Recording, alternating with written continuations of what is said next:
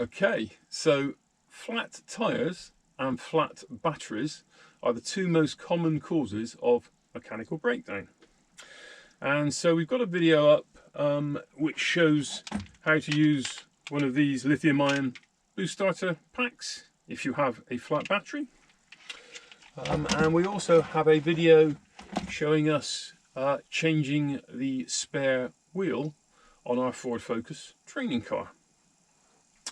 And for those of you who've watched the video on my daughter's first car, will note that when we took delivery of her little Polo, it didn't come factory fitted with a spare wheel. And instead the dealer had put in a puncture repair sealant kit. Now, Dad being Dad, in this instance, I went straight out and sourced her a Space Saver spare wheel and the associated toolkit to go with that, so she had a complete solution in her car. But with the best will in the world, my daughter, for various reasons, won't ever be jacking the car up herself, though that doesn't excuse the need to understand where your car's tools and components are and how they work, because in certain situations, if you have that knowledge, and you can find the muscle, you can direct somebody else to do it for you. So don't just think, oh, I couldn't possibly do it myself.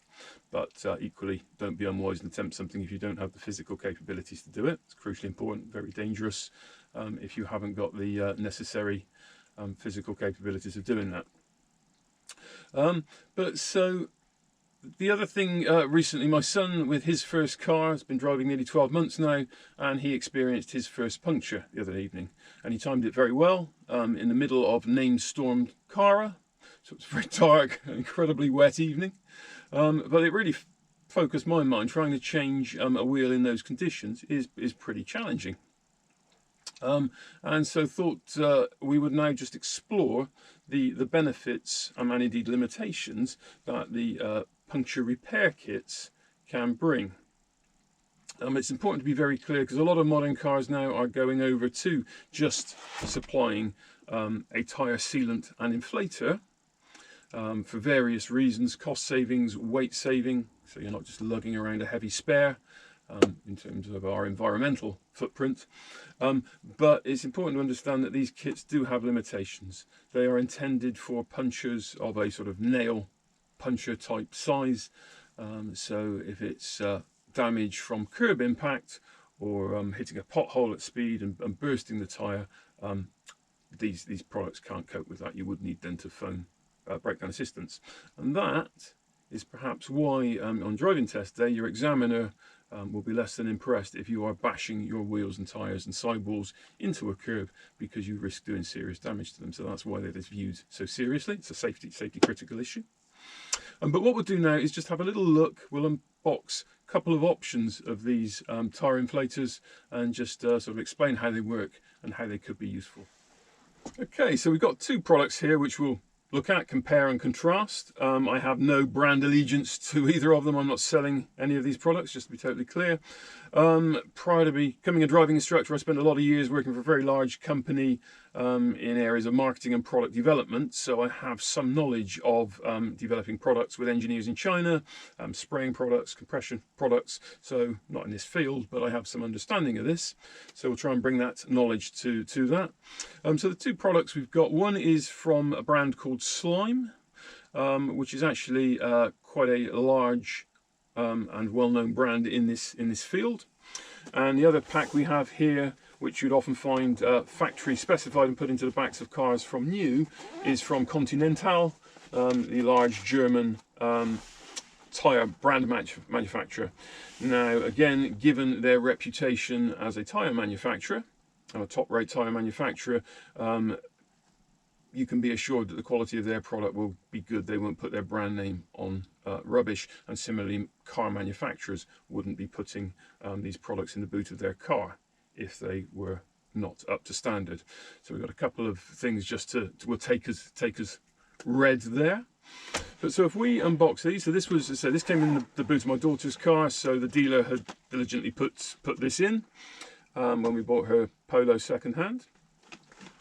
And so essentially what you get here is a little tyre compressor unit, and in this case a bottle of slime, as the brand name goes, but some goo that will be squirted into the tyre through the valve, and it will re-inflate the tyre. So first of all, these can be used. You don't have to use this just when you're having a puncture.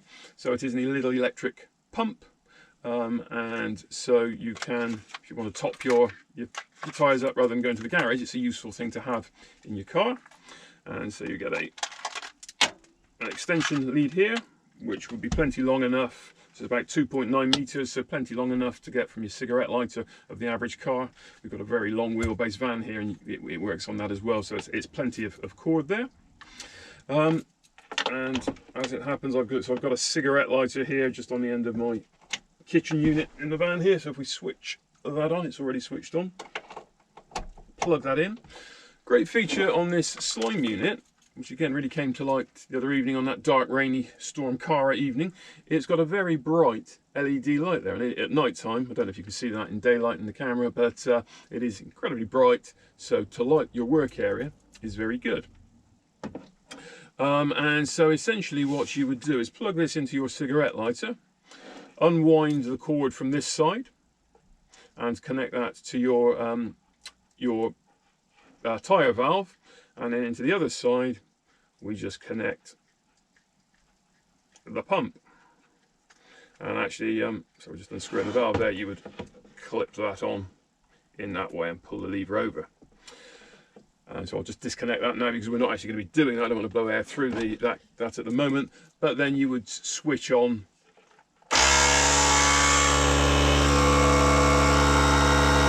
the compressor, and so it essentially blows air through the bottle, blows the gunk through the nozzle, through your valve, into your tyre, and then continues to inflate the tyre.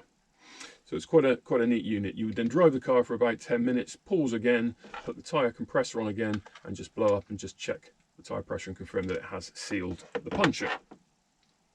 The only slightly unusual thing in the instructions here is that Slime recommends you don't have your engine running when using the compressor, and that contrasts with Continental. And they don't really give any clear explanation as to why. They say it's for safety reasons. Now I don't know, I haven't been able to establish if that relates to the pump and the rating of the pump, but normally if you're using any electric motor, the last thing you want to be doing is running something when the engine is not running and the alternator is recharging your battery, because you run the risk of no longer having a flat tyre but having a flat battery when you go to start the car. So that's something just to be aware of, and I'm going to try and do a bit more digging on that. I'll put some details in the comments if I find it, but Slime's advice is not to run the car while doing that. But so that's how the Slime system works. Quite straightforward. So we'll put that out of the way, and then we'll now just compare that with the Continental one.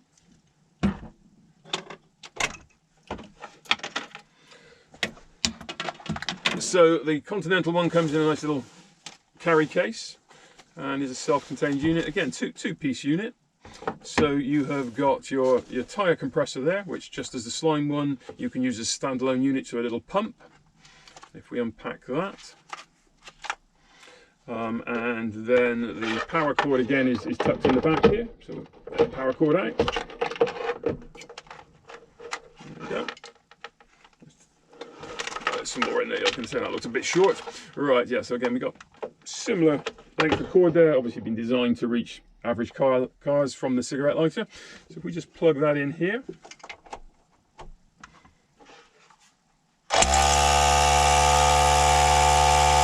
So again, a little electric pump with the pressure gauge. This doesn't have the illuminating LED, so that feature isn't there. But you can use it. It's got a pressure gauge, which would be reasonably accurate, but you want to check it with your normal tyre pencil. But similar functionality to the Slime unit.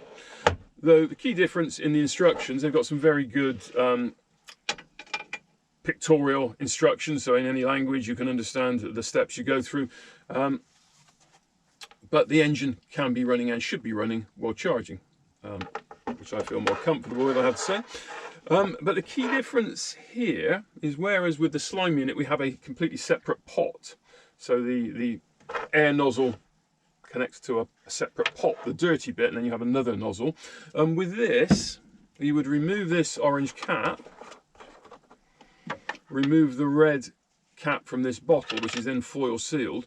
And I'm not going to do it, but you put that in, screw that in, which pierces the foil seal, and that connects it to the compressor, which you then switch on, and it's then pumping the goo through this tube into your tyre, re-inflating the tyre in much the same way. You drive it for 10 minutes, pause, put some more air in. But the only thing with this design, I mean, it's what we used to call a lock and key solution, so this product will only fit this system. But the only challenge with that is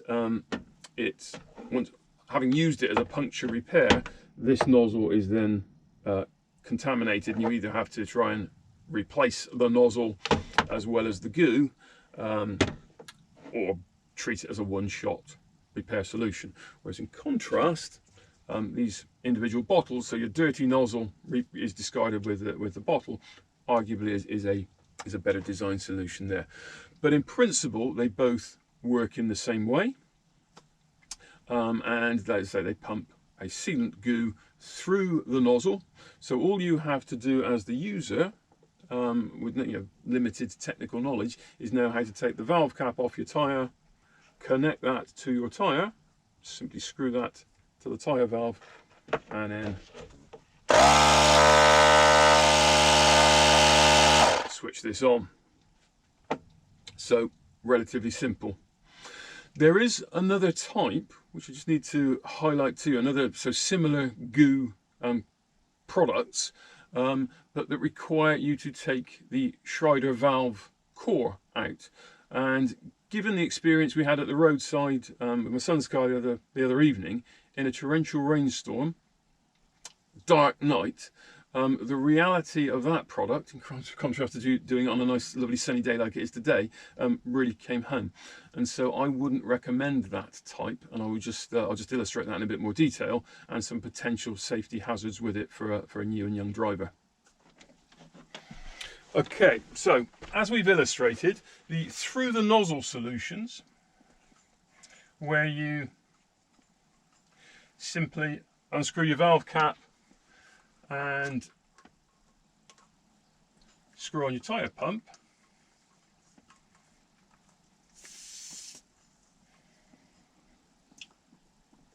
are pretty simple to do.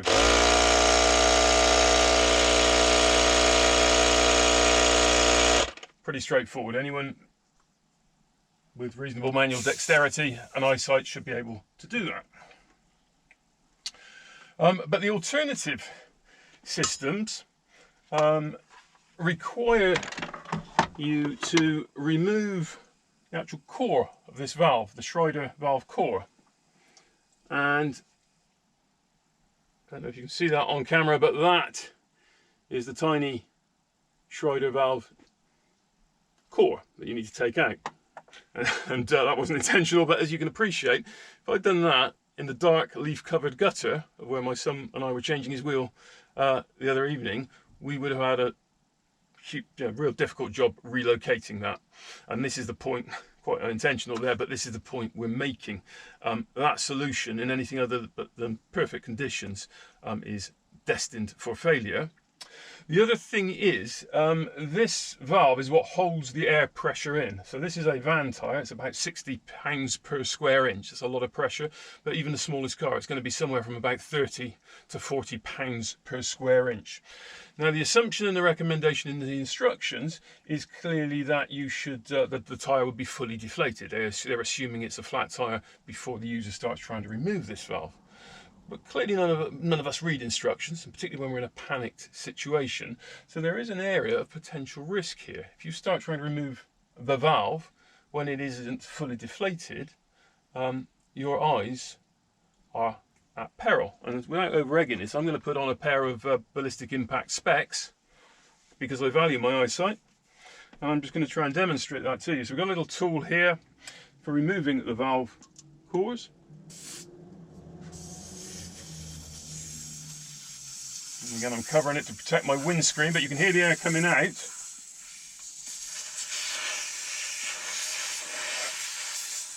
And that has the potential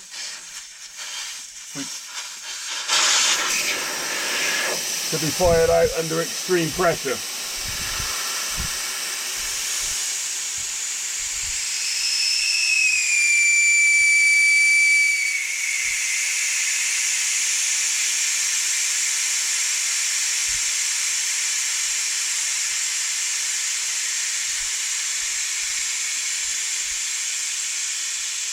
So on that occasion I was able to, obviously knowing what to expect, I was able to keep hold of the valve, and then having deflated, what you would do is you'd have a bottle of gunk with a tube that you now connect to the valve.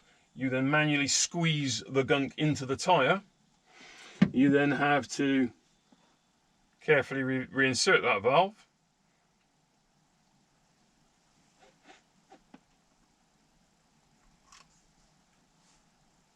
And again, even at my age, in good daylight, with my eyesight, your eyesight deteriorates with age, that's not the easiest thing to do, but in fairness, it's back in. So we've achieved it in these perfect dry conditions. And then you would reconnect your tyre inflator.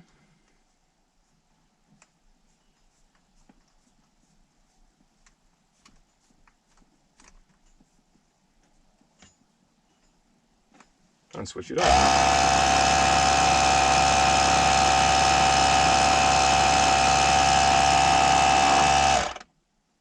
Okay, so I hope that gives you an idea of the options available. Generally, I would steer you towards a through the valve solution rather than the latter for the reasons we've illustrated. It's a useful bit of kit. If you're doing anything around a car, make sure it is in a safe location or don't attempt it. And if you're anywhere near a roadside, be wearing a high visibility vest and hopefully getting a spotter. If possible, get a spotter to just watch you while you're focusing on the job in hand. But keep yourself safe. But as I hope you've seen, it's one of those things that if you have an awareness and you've had a little practice before the night storm car kicks in, it's dark, it's rainy, and you have your first puncture, if you've thought about it, had a bit of a practice and know how these things work, it's an option for getting you started without having to wait for Dad, the breakdown service, or whoever to come out and get you sorted. So I hope you found that useful, and keep safe in the coming winter months.